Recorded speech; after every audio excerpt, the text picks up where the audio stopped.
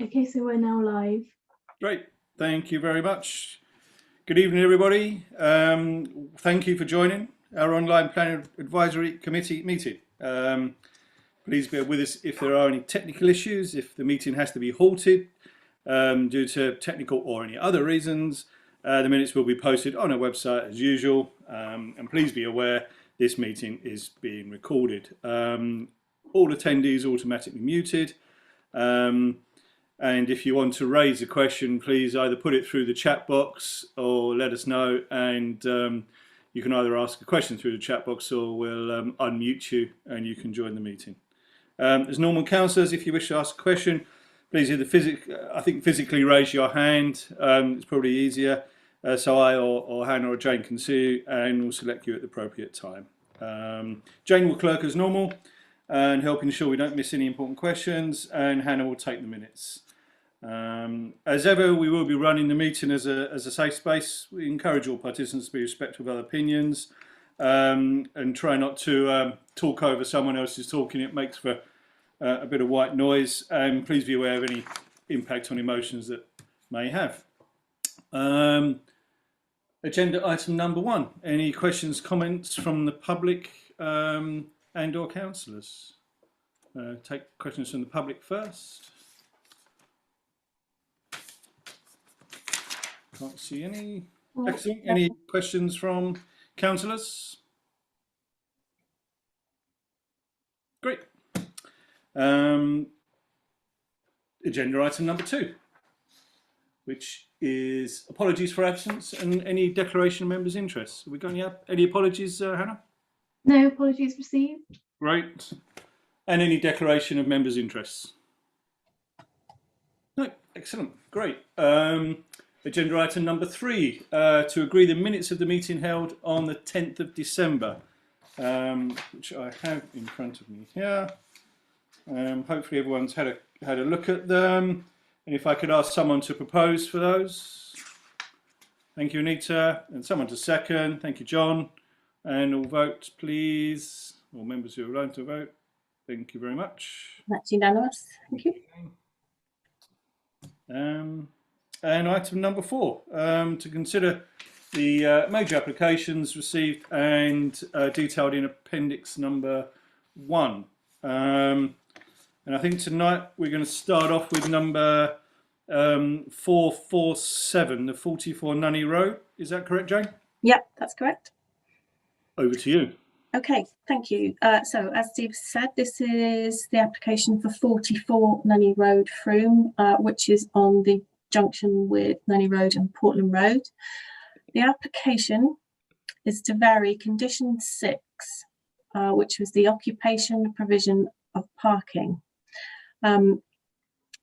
This was in relation to the original application, which was for the change of use from an existing group home to a 10-bed house multiple occupation, and to alter the parking and access arrangements. So essentially, by varying this condition, it will reduce the amount of parking spaces for the 10-bed HMO from 10 spaces to 4 spaces. There are 7 objection letters at the moment, and those are from residents who are mostly concerned with the dangerous on-street parking, which they feel is particularly bad at school start and finish times. And there is also concern that cars are reversing out from the 4 parking spaces that are there, which again they feel is dangerous. The application is accompanied by a statement from the applicant, which seeks to evidence that the residents who live there don't actually have a car, and history suggests from its use that at no one point have any more than 4 of the residents actually owned a car. And some of the residents who live there nearby have suggested a solution could be removing the garage, which is part of the new house, so that the parking spaces could be where they were originally. I'm going to try and share my screen with you all, so do just bear with me a second. So, Paul, did you want to jump in? Yeah. I mean, there's obviously quite a lot to talk about with this, but I just wanted to start off with a quick question, Jane. As I understand it, this the change of use to 10 bedroom. What do you call it? How 8? What's it called? HMO. House of multiple occupancy. Yeah. Came before the application for the 5-bedroom dwelling next to it. Yeah. So, and that was passed. Oh, okay. You're going to go on to that, but I just I'm just gonna run through the history of the site. history. Oh, okay. Sorry, I'm jumping the gun. Okay. No, that's fine. But can you see the plan on my screen? Yeah. Okay, so this goes back to 2016, and the first application that was received by Mendip was to change the use of a group house to a single dwelling and for the erection of a new dwelling. And at that time, the boundary went around the whole site, and this property here, which is currently the HMO, was going to be a single dwelling, and then this would be the separate new dwelling with the garage at the rear. So that was approved. And I think, as some of the comments on Mendip's website have suggested, people didn't object to that at the time, because this was going to be a single dwelling with 4 parking spaces, and then the new house with its own parking. So, that wasn't an issue. Then in 2017, an application was received for the change of use from a group house to a 10-bed house of multiple occupation. That application did not include the new dwelling. So the boundary, the red line, was around the whole site, and it showed parking spaces for the HMO at the rear here, which I think enabled there to be 10 car parking spaces. So that was one application, didn't include the new dwelling. Then in 2020, an application was received for the approval of the materials for the new house. We don't get consulted on those applications, but I would have thought that by receiving that would have kind of implied that the new house was going to be built. To my mind, and this would be something that Mendip would need to clarify. Once the application to change the use of the group house to a 10-bed HMO had been implemented,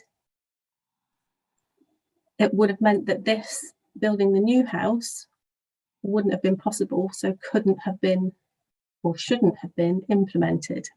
That's just my opinion. And then later in 2020, in October, there was an application to vary condition on the application for the new dwelling to move the garage back a metre. Now, although it shows on the website that we were consulted, for whatever reason, we didn't pick up on that, and it wasn't brought to any of our meetings. And I also noticed that none of the residents commented on that application. And now, obviously, we're looking at the application to vary the condition, which was a condition on the original application, the 2017 application, which was to change the use of the group house to an HMO that didn't include the new dwelling. So that's all quite complicated, and I don't really understand how it has got to this point, but I think the fact that this application's been received, we have to now look at this application as the whole site, and because that was the red line boundary was for the whole site on the application that this condition is attached to. I hope that was somewhat clear, but maybe not. Do you want me to leave that plan up, or shall I stop sharing now? That was quite clear. Thank you. Yeah, you can stop sharing, I think, Jane. Yeah. So yes, I think the question is, what we're being asked to decide is if we are happy for there to be 4 parking spaces associated with the 10-bed HMO. Right. Over to you for discussion. Thanks very much. Does anyone want to start? I've got Paul and then Rich. I mean, just kind of clarifying, it does sound a bit like there's been some errors made by planning officers in one way or another. When the application went in for the 5-bed, hang on, I'm getting it confused in my mind again now. Anyway, it doesn't really matter.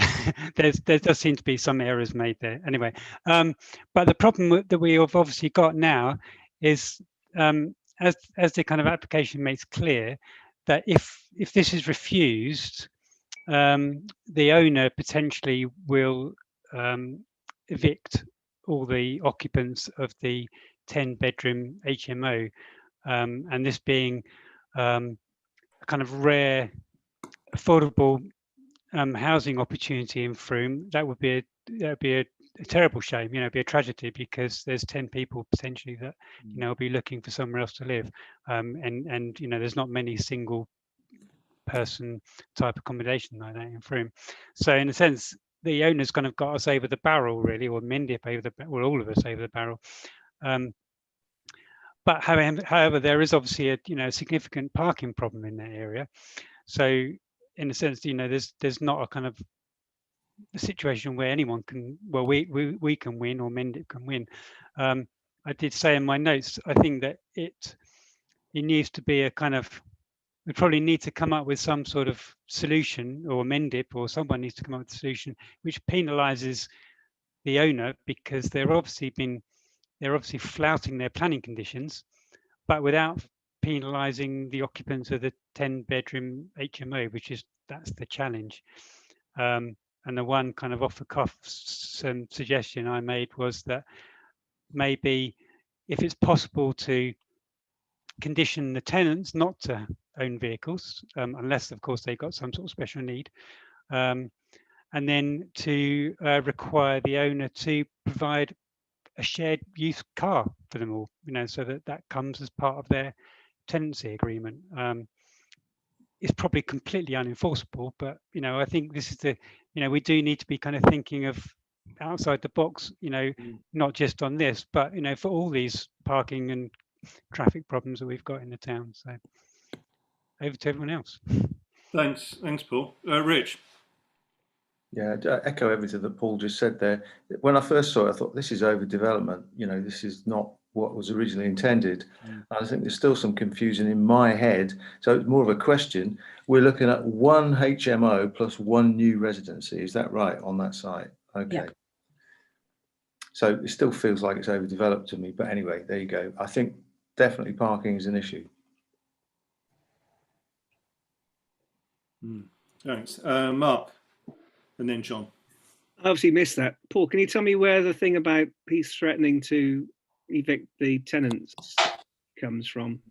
It's in, I think there's a statement in the application. I think it's just a statement, I think, and he's basically saying that if he can't be allowed to have 4 parking spaces, he would have to reduce the HMO to 6 bedrooms, in which case it wouldn't be viable financially, and he would have to return it to a single property, and you'd have to evict all 10 tenants.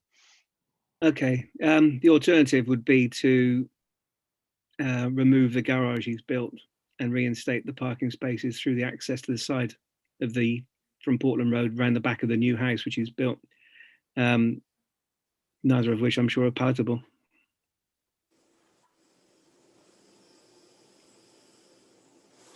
John? What about the conditionality that Paul just mentioned? I don't know the legalities of that, but could we impose some sort of conditionality that only 4 cars for there, and and provide bike provision or something? I think the conditionality, it seems to be a solution on the way out, which is a way out of the dilemma, maybe. I don't know. Jane, what do you think? It's not a condition that I have seen before, and I think as Paul said, that's really difficult to enforce, because how do you know if the tenants aren't parking on the street elsewhere? It sounds like a nice solution. I'm not sure that it's a very viable one, but that doesn't mean to say that we can't put it forward as a suggestion, and I'm sure Mendit will tell us whether or not that's something that can or can't be done. My thoughts are it probably isn't something that will be able to happen.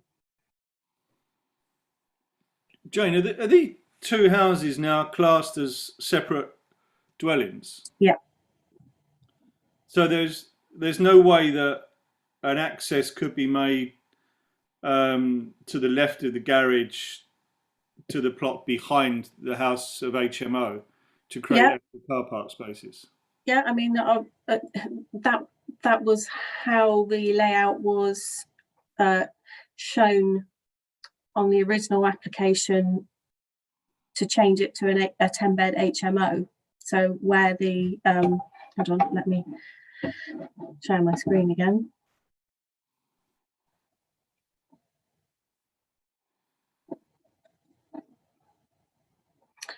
So the application in 2017 to change the use to the 10-bed HMO, obviously the existing dwelling was there with access in here to the rear of the property where the parking was provided for the HMO. As I say, this new dwelling was not included as part of the application. So as I think somebody said, it probably wouldn't be palatable to the owner, but if that garage wasn't there, you could still provide access into parking for the HMO and access into the new dwelling, and I think still provide enough parking for the new dwelling as well.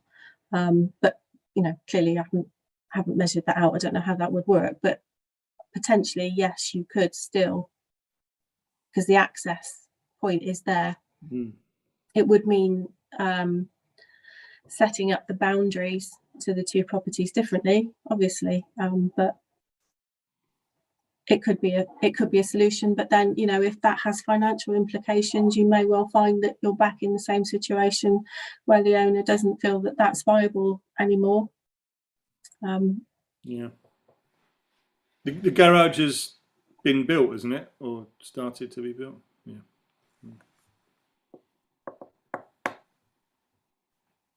I mean, I think as we've discussed, we would like to see a solution to this problem, and there do appear to only be 2 solutions in order to maintain both.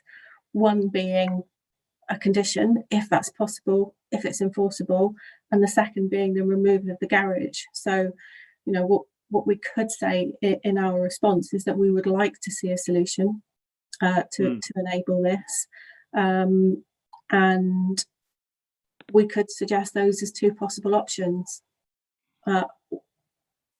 What the implications of those are in terms of how the owner feels about it, and what that would mean going forward for the operation of the HMO, I don't know, but I can't see any other possibility. And I think Helen Kay has just posted a question.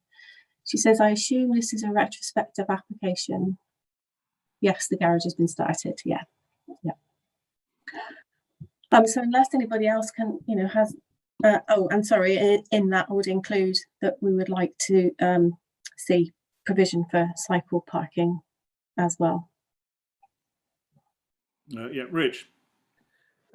Just, I'm not the developer, so I don't know whether it's financially viable or whether anybody would go with it, but I like creative solutions. So instead of a 10 residency HMO, could you have, and one single unit, could you have 2 HMOs with 6 residents each? Gives you 12 residents, which is basically the same number you might have got anyway, and might solve some of your problems. Is that a more creative way out of this?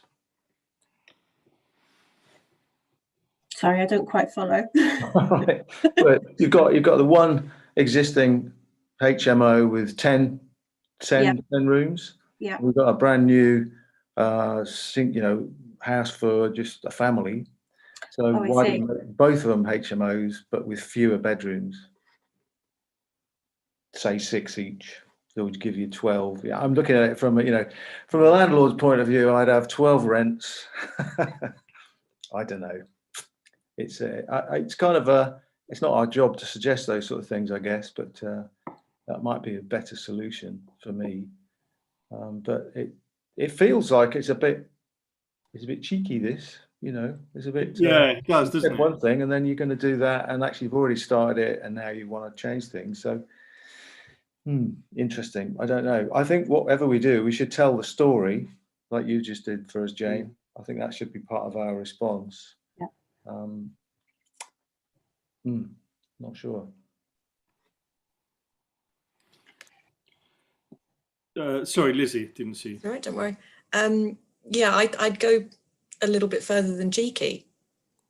Effectively, it feels like we're being held to ransom, and that somebody who obviously does good things in terms of provision of affordable housing, which we need in the town, is effectively saying, if I don't get my own way, I'll take away affordable housing in the town. And there may not be anything we can do about that apart from express our frustration in a public meeting and say, please don't do that. Please see if we can find a way to make this work. I mean, looking at the paperwork, it suggests that back in 2016, it was a 6-bedroom property with 10 parking spaces or some random combination of numbers. So I'm sure that there is some way of getting closer to the numbers that we need. It feels like a 5-bedroom family dwelling with a big garden and a double garage is going to be a very lucrative proposition. And that the viability of the overall site is massively improved by having a 5-bedroom single family dwelling with a double garage. So perhaps there's a little bit of a trade-off which says maybe move that garage in a bit towards the property, maybe provide that access route to the back for the tenants. Because if you start to say, okay, you can only live here if you don't have a car, then potentially young people and people on low incomes are basically being constrained in how they can live, work, access services. It's potentially discriminatory for people who might need a car. It's just uncomfortable. So I don't have a solution. I just have a desire to find one and a frustration at the feeling of this. Agree. Okay.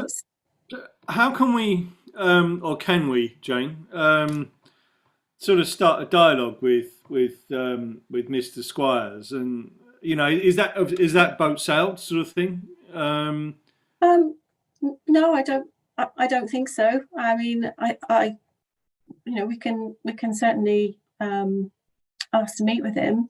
I think really it very much depends on how Mendip view this application and whether or not they're minded to try and come up with a solution. I mean, I think the difficulty for Mendip in determining this application is they're not really there to look for a solution. They just have to determine the application that's before them. Yeah, sure. And if they refuse it,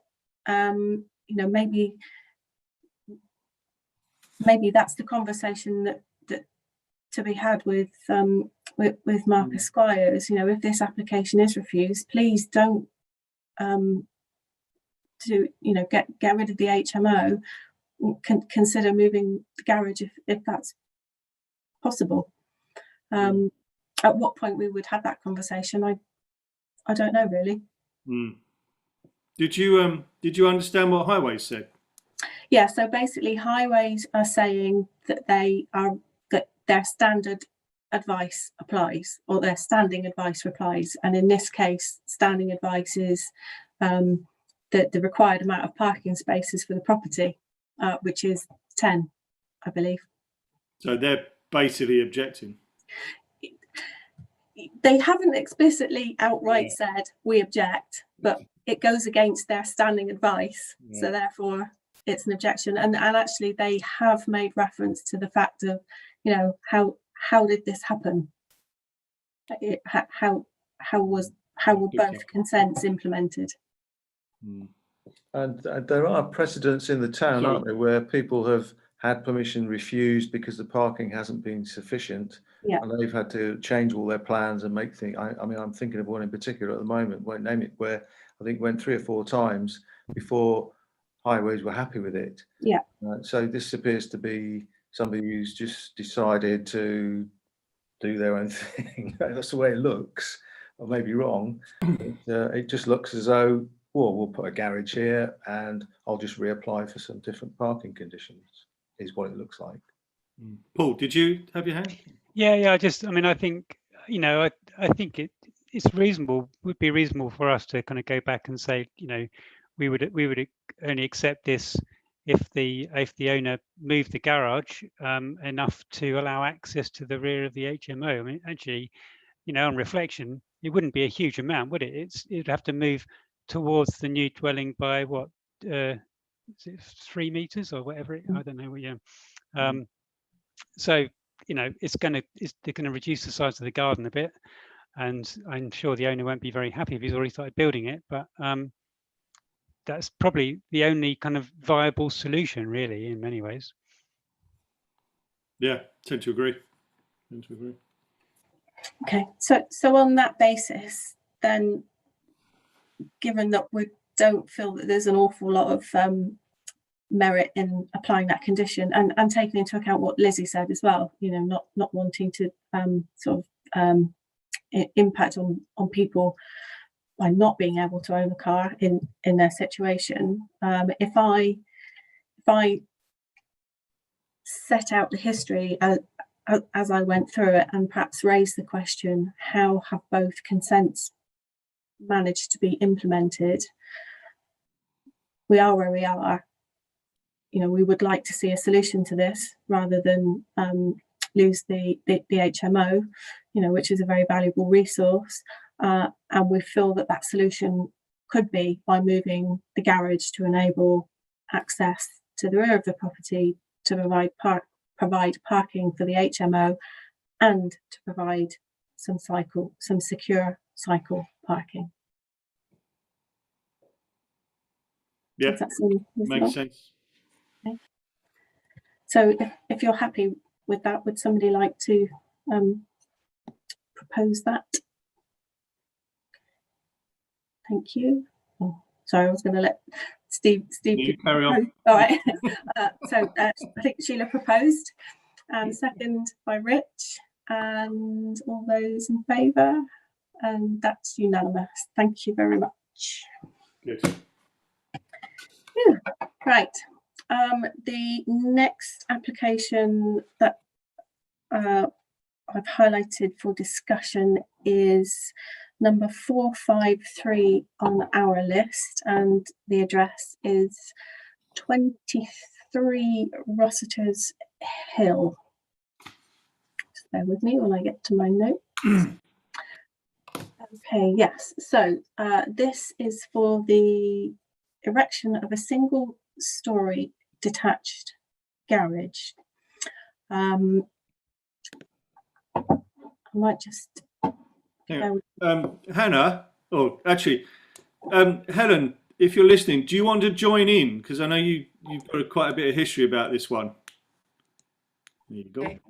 All right, thank you. Might as well let Andy in as well, seeing he's on his own. I just If go, it's decent. just bear with me while I pull up the plans on this application, because I think it will benefit You know, from showing you. The new year to you both. Oh, you can still see the one that you saw before, can't you? Or can you? No, that's fine. Your That's it. notes You can see document. it. Okay, yeah. Okay, so as I say, this is for the erection of a single-storey detached garage.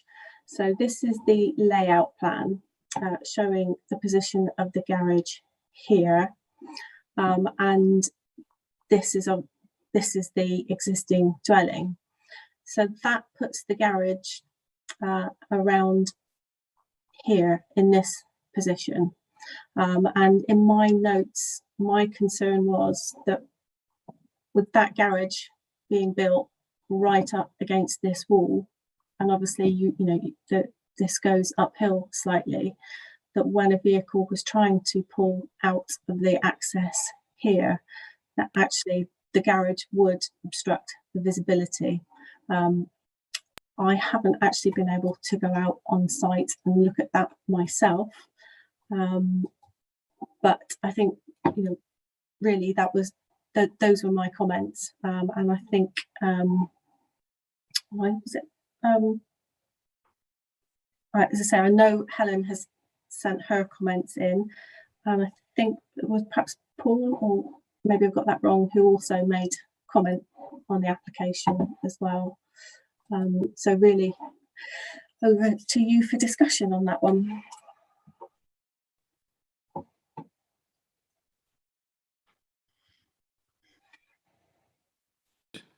Go Helen and then Rich. Sorry. Thank you all. I've put in today, excuse me, what the things that are concerning me, and the first thing is that if you looked at the buildings there are 3 properties actually, and the owner of the property nearest to Hillside House is the applicant. That's number 23, and then there's number 24, and then 24A, I think, which is the bungalows on the side.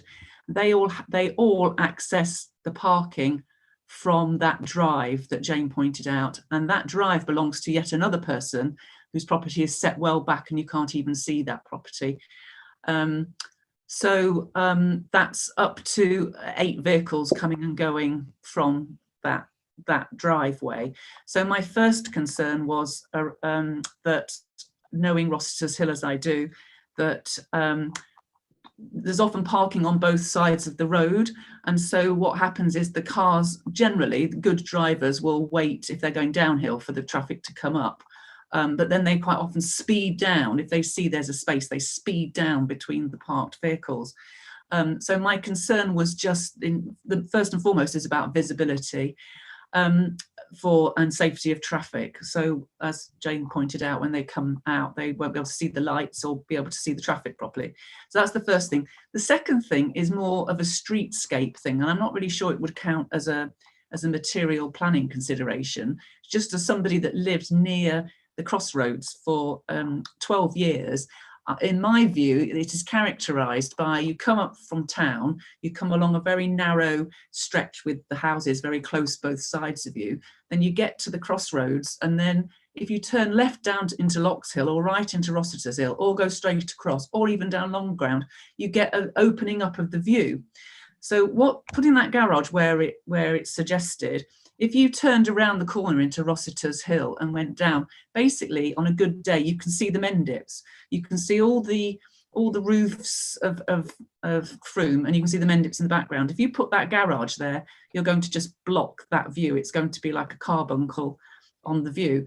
Now, I don't think that's necessarily a planning consideration, though I do think it has amenity value, the view has amenity value.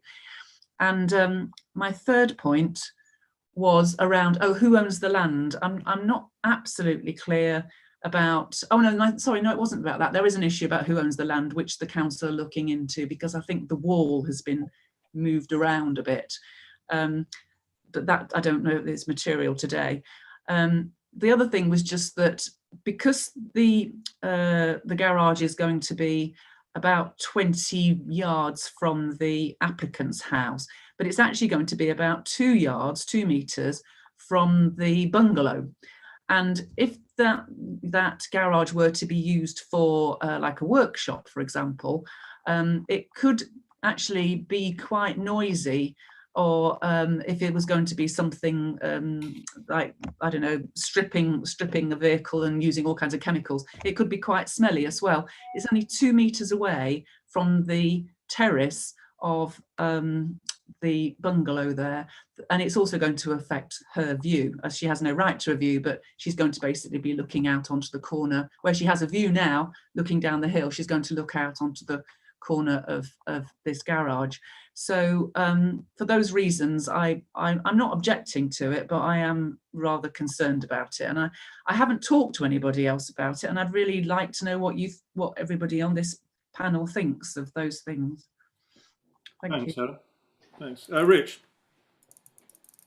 Thanks, Helen. I wasn't aware of all these different ownership issues. That's really interesting. My objection really was, I don't, in principle it's fine, but it just looks like a terrible design, and where it is all wrong. I'm sure I could come up with a better solution.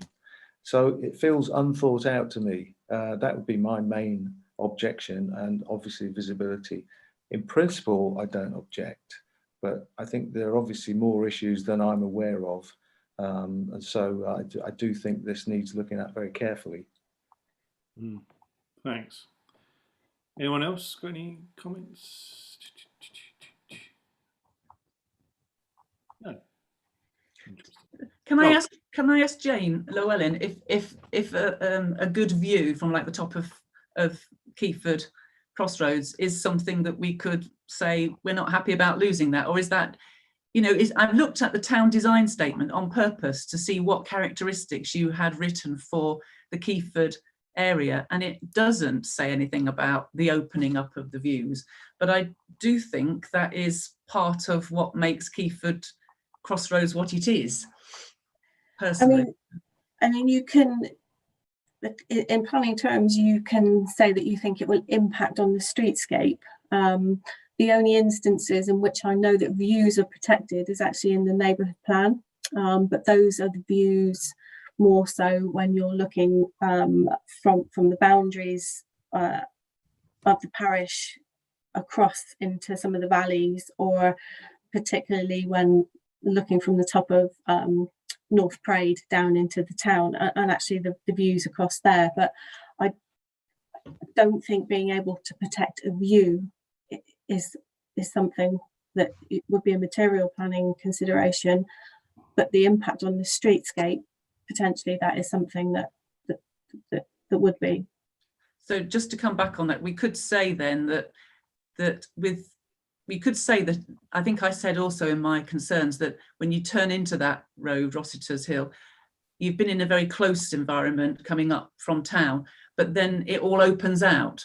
Whereas if you put a garage there coming straight up from the wall, which is effectively what he's saying he's going to do, that would affect the streetscape. So I could say I'm not happy about it affecting the streetscape. Yeah. Okay, all right, thank you. Paul, and then I think John. I'm just thinking of views. I mean, it might, the view from the road might not necessarily be a consideration, but it does appear, as Helen said, that the amenity value, if you like, or the view from 24A is seriously affected by that garage. I mean, it's completely blocked, isn't it, from that garage? I mean, so I hadn't actually picked that up until Helen mentioned it. It's not completely blocked, but it will be in the peripheral vision. Yeah. Okay, so the windows that look out the other way. But the main thing that I was concerned about is actually the obstruction of the view pulling out of that shared drive. That does seem to be quite significant as it's used by something like 4 dwellings, was it? Did you say 4 dwellings, and at the moment 9 vehicles, I think. Yeah. John, did you?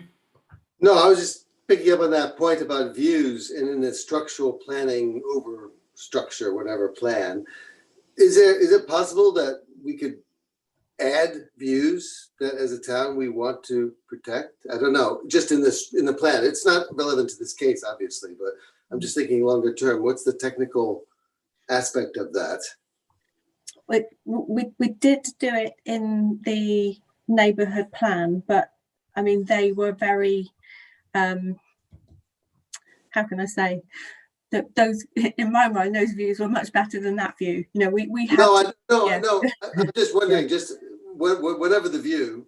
Yeah. Is there a process where I you could don't- all decide? I don't know. No, I think is the short answer to that. Right. I mean, there is currently Mendip have a landscape assessment that's being consulted on, but that deals with much broader views and perhaps in more sort of like conservation areas and things like that, and say the view of St John's Church is something that perhaps, you know, you could protect that because St John's Church in its own right, it, you know, has a particular value to the streetscape, but you couldn't do that across the town. For everybody would want to protect their views, understandably, of course. There seems to be three sort of points here which probably individually may not be enough to sort of warrant an objection, but maybe collectively they are, which sort of the visibility on the road, the impact on the existing dwellings, and the actual design of the garage itself. I don't know if that's enough to object, or are we just being a bit sort of, I mean, we don't like it? I don't know. Any thoughts, Anita? Well, I mean, everything you've said, Steve, plus, of course, the proximity to one of the dwellings there, which is probably one of the more serious things I would have thought. Yeah. Mm. Yeah. Jane. sorry. I mean, I think that the potential impact on the visibility for cars pulling out there, it is actually an objection. You know, Okay. that would depend obviously on Highways view, but that would be an objection. And if that's what we wanted to go with, I think, you know, we could also mention that we would be concerned about the impact on the amenity of 24A, and if you wanted to, we could suggest that garage be conditioned for domestic use only. I mean, granted, people can still use chemicals and whatever in their domestic garages, but it would, by doing that, it would stop more of a sort of a commercial or a business venture going ahead, which potentially could have more of an impact in terms of noise. And yeah, I mean, the design of it. Yeah. Yeah. Helen. I didn't think the design, I mean, I'm not an expert in garage design, but I believe that he has tried to put the outer wall, put stone facing on it that's the same as the wall itself. So I don't think that's such a bad thing, you know, because he's trying to match the wall, which is originally from Hillside House. I just wanted to add something. I didn't want to talk too much, but with the ownership issue of like who owns the land, it looks as if, looking at some old maps, that the wall used to come down and sort of bend inwards.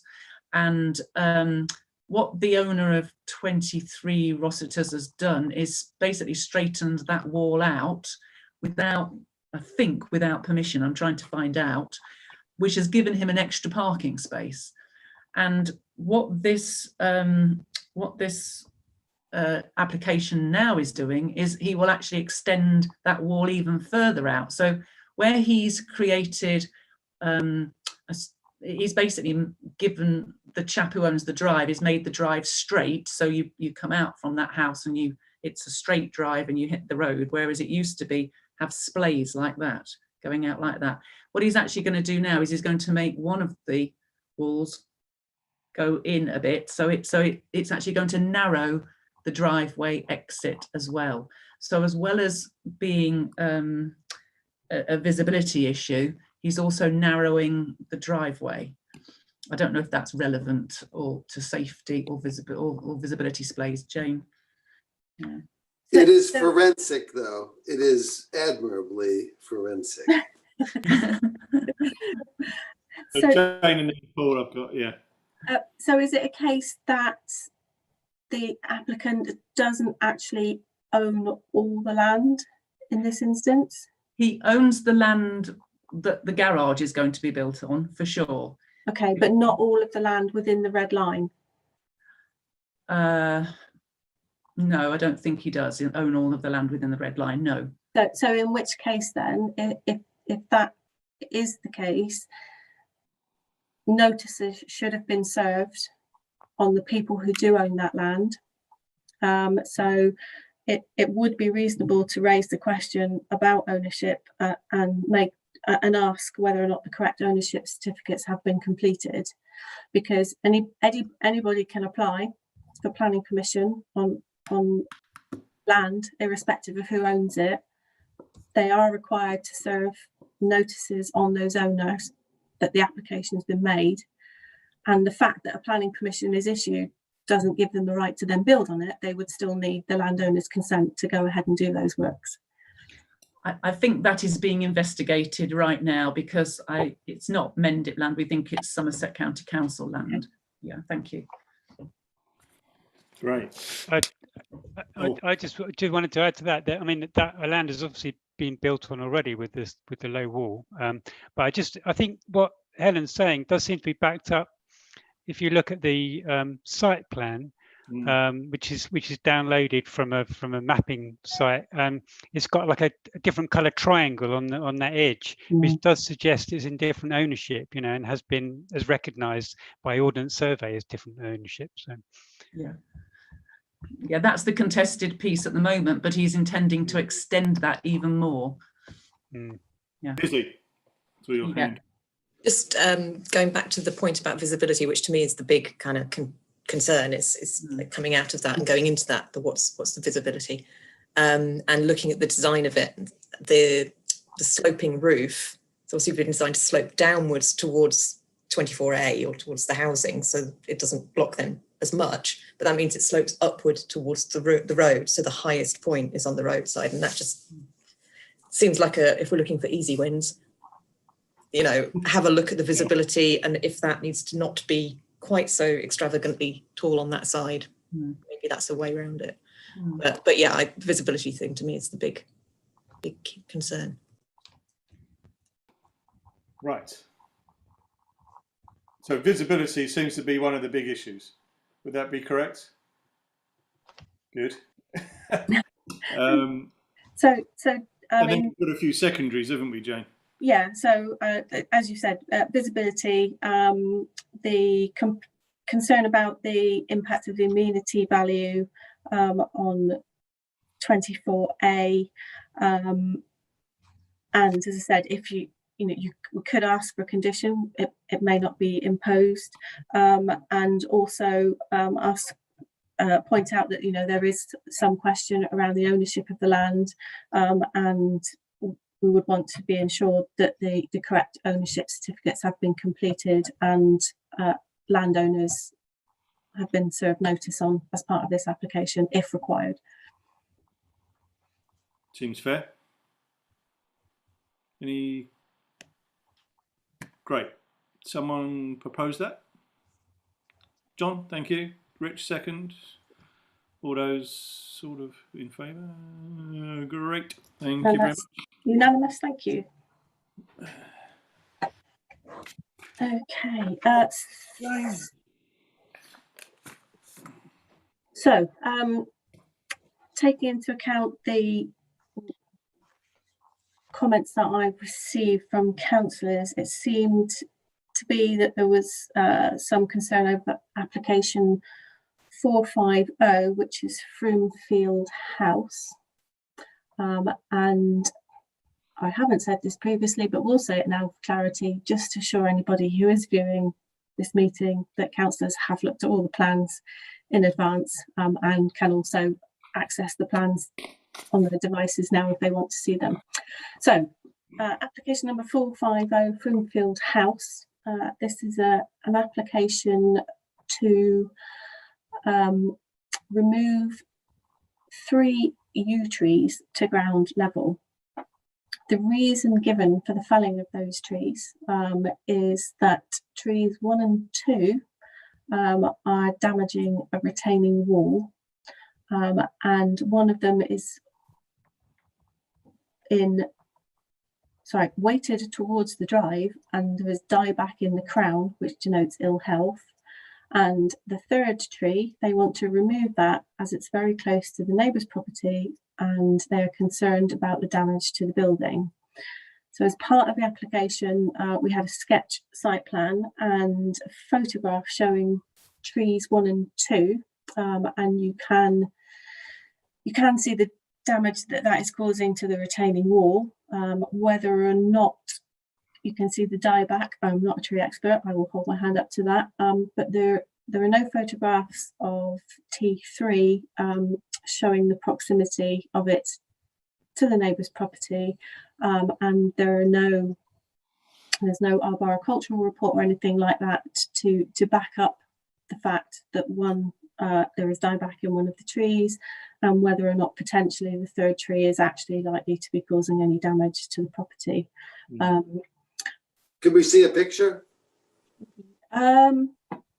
Just bear with me a second.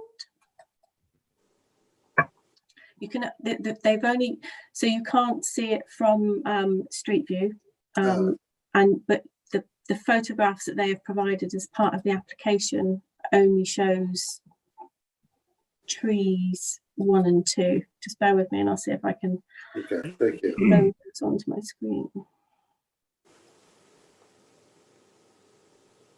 Could I just ask, are yew trees protected in any way? These trees are, because they're within the conservation area, but not. They don't have any special protection, as far as I know. They seem a bit drastic to remove them, doesn't it, completely? Okay, so these are the photos that have been submitted with the application, and so trees T1 and 2, you can see the damage that's being caused to the wall there. Whether that can be repaired, surely they built the wall around the tree, and the wall was built too close to the tree. So actually, the wall's cracking because the tree grows naturally. That's not, you know what I mean? Yeah, absolutely. So the bottom photograph, which shows the lean of T1, which is very close to the road and the vehicle there. As to whether that second photo shows dieback, as I've said, I'm not a tree expert, so I can't really comment on that. So that's the photographs that we have. That well placed wall. I'm sure someone mentioned somewhere that yew trees, not ash trees, yew trees are quite slow growing. Would that be correct? I don't know if that's correct or not. In which case, yeah, I think I said that, Steve. All right. Generally speaking, a yew tree is quite a slow growing tree, and they're actually some of the oldest trees in the world. Actually, yew trees. Most of the old, when you get to old trees like 300-400 years old and older, they tend to be yew type trees because they are so slow growing. So it would be a shame for me. I'm totally with John on this, that actually the wall's a bit too close. So either move it or patch it up. It's not the end of the world. I could take you around Frome and show you 4 or 5 sites like that where the walls are cracking a little bit on a wall, but you can fix it. You know, it's not the end of the world. And the lean, well, not much of a lean. Looking for light. Yeah. So, you know, I'm defending the tree really, and there is no information whatsoever about the third one. So it's impossible to make a decision on that basis. I think we should get Bo Walsh or somebody in to have a proper look. Keela, did you have your hand up? Yeah, I mean, basically, I would say the same as Rich, and also that dieback in a yew tree is quite common in that it has a very different way of growing. So I definitely think we need some comment from Bo. Good. Lizzie. Just agreeing with what's been said. Also, the from memory and from Google Maps, the tree that is kind of pushing out through the wall, that bit of road isn't the access road to the property. It's sort of a turning bit of road. So there's not an issue in terms of potentially moving that wall to give the tree some love. And the house next door is a relatively new build. Right. So the tree would have been a consideration when they were looking at the design of that. And so whilst sympathetic, I'm kind of not sympathetic. Or not. Obviously Grinchy tonight. I think the points been made are pretty clear, aren't they? I mean, A, there's not enough info, and B, we don't want to see the tree go, and you know, we want Bo to have a close look at it, really. Yeah, if it just means more of a trim rather than actually chopping them down completely, then I'd probably go with that and accept that. But seems a lazy way of getting rid of 3 trees, really. Yeah. And those are 100-year-old trees, at least, I think, given you. Yeah. More, probably more. That house is quite old, isn't it? The Froomfield house. It's quite a historic. In fact, there's supposedly some old stones, historic stones in those grounds somewhere. Not the dinosaur footprint, is it? Okay. Did you get that, Jane? I did, yeah. So objecting to the removal of the tree, and we would rather see the wall removed and replaced. There's no justification for the removal of tree 3, and we would ask the tree officer to take a closer look and prefer to see pruning or other works to deal with the dieback. Great. Someone propose that, please. Thanks, Anita. Someone second it. Thanks, Sheila. And all those who are happy with that. Great. Thank you very much. Unanimous. Thank you. So the next application on the list, there were several comments on is number 458 on our list, and that is 2 Portland Road, Frome, and it's for the conversion of the attic to create an additional bedroom with a new dormer window and balcony. I have to admit, when looking at these plans, I found them rather confusing to start with. Same here. It did take a while to. Will there be any benefit to anybody if I actually pull the that plans up on the screen? Will that help in this instance, do you think? The main issue is they're overlooking, isn't it? Yes. Yeah. So essentially, it's quite a large dormer extension, and that is sort of split into 2, and one side of it at the front enables there to be a balcony, so it's recessed back from the edge of the dormer window, and in front of that balcony there is a glass panel to the side of it, so where the neighbouring property is, you wouldn't be able to stand on the balcony and turn your head and see into the neighbour's garden, but you could lean over the balcony and look across and see into the neighbour's balcony. So I can understand the comments from the neighbours that they were concerned that there may be some overlooking there. I think I also put in my notes that it would be a rather messy roofscape, but I think somebody else said they quite like the messy roofscape. So I think the issue is more about whether there is likely to be any overlooking in this instance.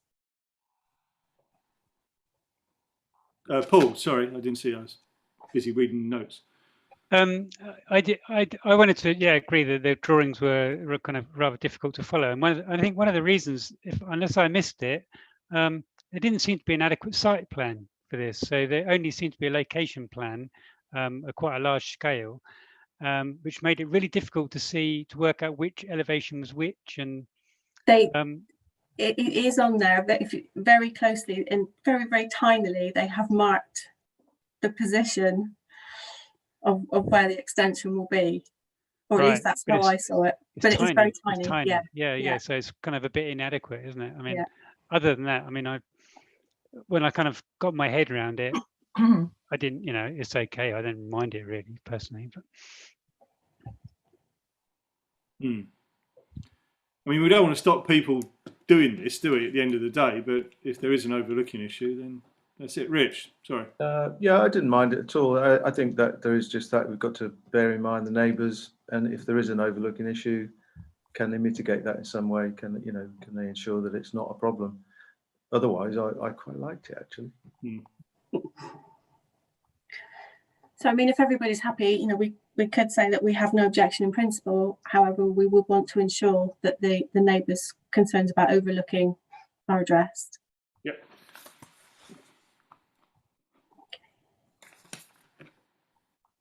Everyone happy with that?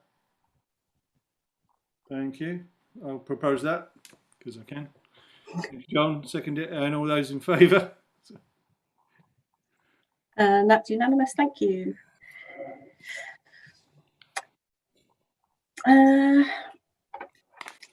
So in response that I've had from councillors, Paul, you raised some concerns or some issues about the Monks Farm application, which is numbers 459 and 460 on our list.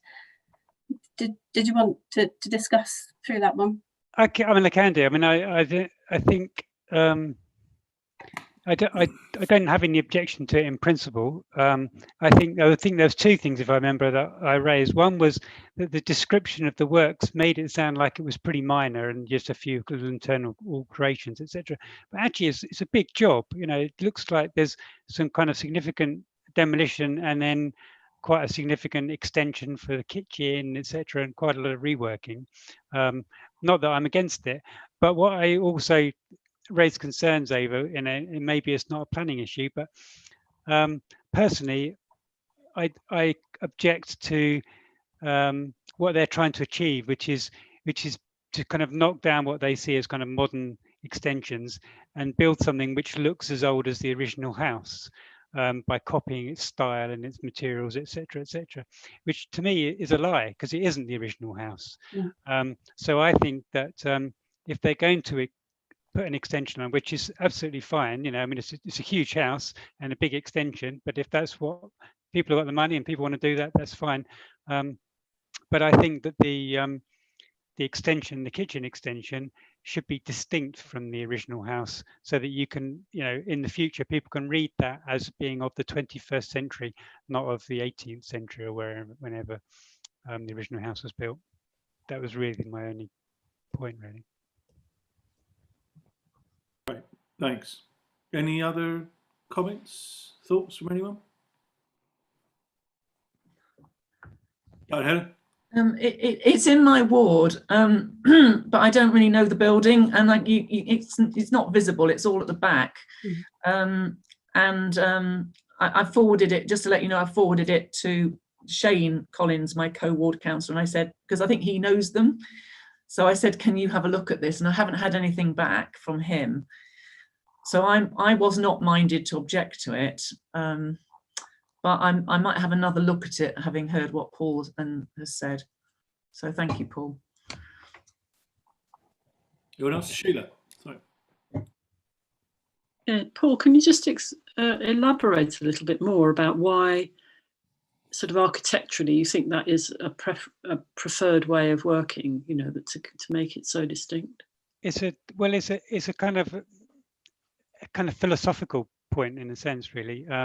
If you read, look at stuff that SPAB, the Society for Protection of Ancient Buildings, writes, basically what they like to see, and I totally agree with, is you by building of a kind of distinct from the original building, in a sense, you're respecting the history of the original building, and you're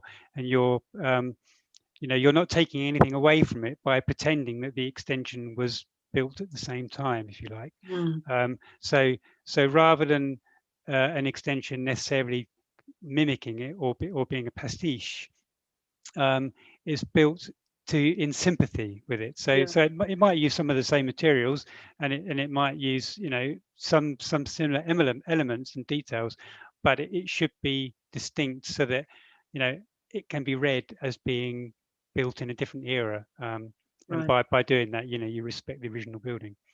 Thank you.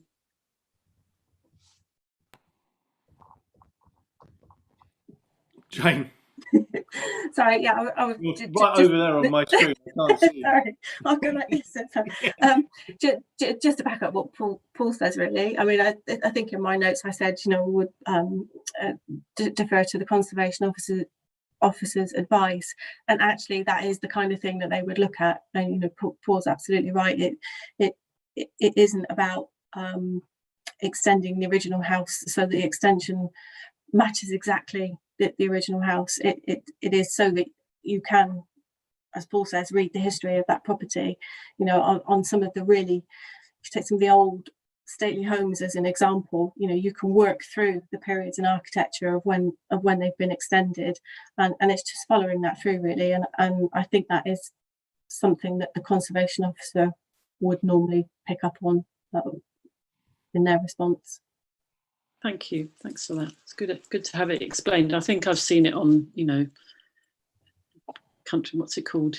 Grand Designs or something like that. Yeah. Okay, so Rich, I know I saw it. I'd just like to thank Paul for explaining what SPAB stands for. Mark, that's a quiz question. So I mean, I don't know whether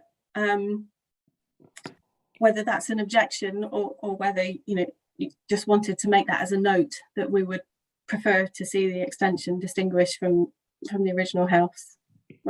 Yeah, I don't think it should be an objection, because I mean, it's a, you know, I think it's probably an improvement on what exists. I mean, that, Yeah. you know, the conservatory is not particularly nice. That's built to look Victorian when it was probably built in the 1980s or whatever. But yeah. Yeah. It's just part of the regular planning seminar, which is why I come here to learn. What else is there on a Thursday night? I'll be sending our invoice at the end of the month. But basically, we're deferring to the conservation officer, aren't we? Really, but wanting to see the extension done in a sympathetic way. I hate using that word because it means nothing, does it? No. Did the Civic Society not have any comments on this set of work? We haven't received their comments, and I did check on Mendip's website to see if they'd sent their comments to Mendip and perhaps forgotten to send them to us, but they don't appear to have been received by Mendip either. But we did only issue the list on Monday because of the Christmas and New Year break. Even though we sent out the agenda for the meeting, the list was only published on Monday, so it's perhaps they didn't have time. But good. Okay, so there was one other application that there seemed to be quite a lot of comment on, and that's number 461 on our list, 62 Oakfield Road, and this is for the reduction of a sycamore tree by 2 meters all over, a spruce and a cypress as well, and to fell, oh hang on, I may have got that all wrong. So they want to fell those and prune the ash tree, and these trees are covered by a tree preservation order. So the reason for the works to the sycamore tree is just to reduce it back to allow more light into the garden. The spruce and cypress tree, to remove them as they are suppressing an ash tree, and the ash tree that they want to prune is just good management to keep it in shape and to stop it sprawling across the neighbours' gardens. But I think there was some concern raised about the felling of Yeah, it's the Rich. trees. Yeah. Rich raised it. Rich. Only that I know, I mean, there's a huge amount of ash trees being felled all over the place because of ash dieback, which is really unfortunate. It seems to me that they might need to think about that, because if this ash tree catches ash dieback, they'll have to fell it anyway, and they'll have lost 2 other trees, a cypress and a spruce, where they could have had 2 trees. So I think they got the priorities wrong for that. I would have another look at the ash tree and say, well, okay, if it's okay now, fine, keep it, but it might not be around for that much longer. It's a difficult one, but they might want to prioritize the other 2 trees instead. That was my thinking. The sycamore tree, fine, don't mind about that at all. That's, you know, it's a sycamore, it will grow back if it needs to. But cypress, you know, nice trees. Seems a shame to chop it all down for an ash tree that might die anyway. So that was my thinking, really. Yeah, go along with that. Makes sense. So would everybody be happy as that with that as a response to the tree officer? Yeah. So I hadn't actually highlighted. Vote on that, Jane. Do we Oh have to yeah, vote on sorry, missed that. Yeah, if you don't mind. that? We propose. Thanks, John. Someone second. Thanks, Rich. And all those in favour. There's John. Yep, that's unanimous. Thank you. Yes, sorry. So I hadn't actually highlighted any others that I thought required discussion. But if there are any others that you would like to bring forward for discussion? No, in which case then would you be happy for those that we haven't explicitly discussed to send a no objection response? Yep. Thanks, Anita. Someone second that. Thanks, Mark. All those in favour, thank you very much. Yeah, that's Great. unanimous. Thank you.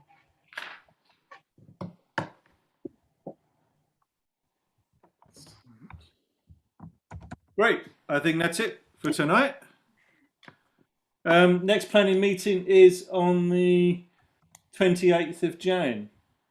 I guess at some stage we're going to hear about some of these larger ones coming up, aren't we? Sorry, Helen, did you want to say? I had a message today, which you may have got, about the Westbury incinerator.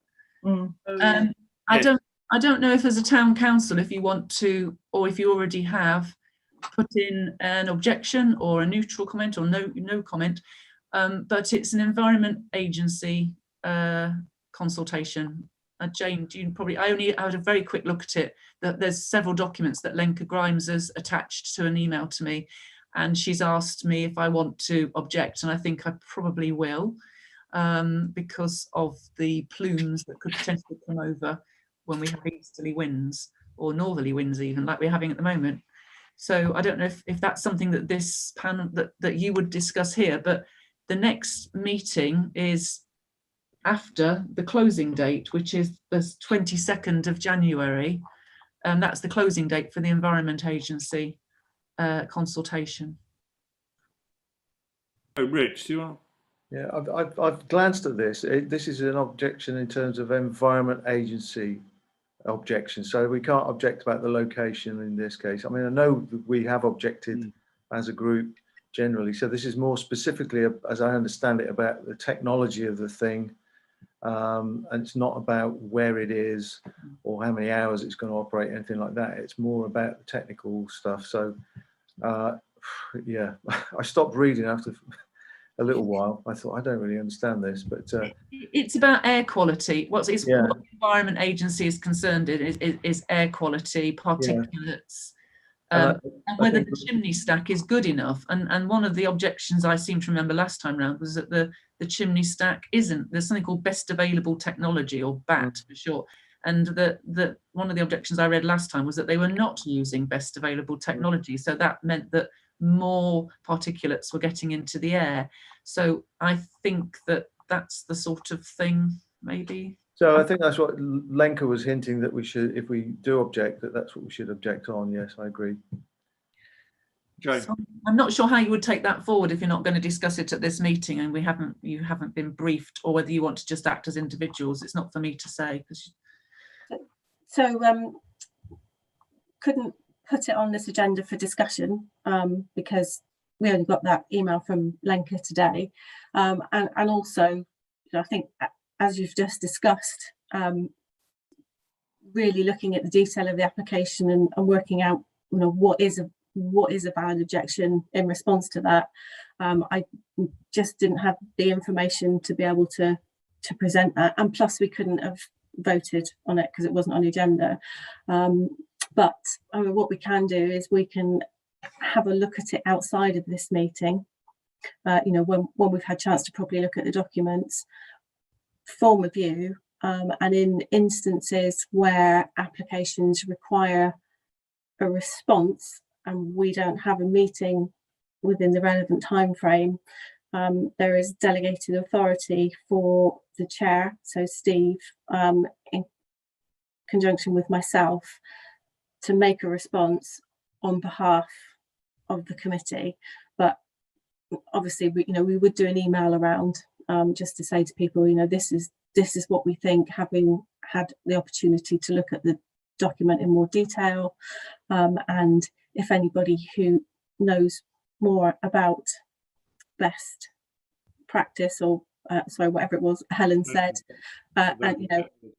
and the impacts of that, then I would be more than willing to take their advice.